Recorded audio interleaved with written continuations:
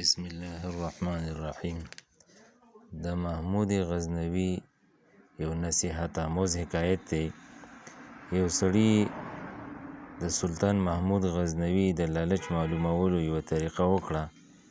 یوه ورځ د سلطان محمود غزنوي دربار ته یو سړی راغی، تیلی راوړه چې د هیرو نه ډکه وه او هلته یې کېښوده. سلطان محمود غزنوي ورته ویل دا څه دي؟ په خندا شو. سړي ورته ویل چې دا د هیرو تیلی ده، که ته دې ځان له څه اخلې نو واخله. سلطان ورته وویل چې ما له الله پاک دومره څه راکړي چې زما دا خزانې د الله په فضل سره دا د هر څه نه ډکې دي، او دا واخله او خیرات یې کړه.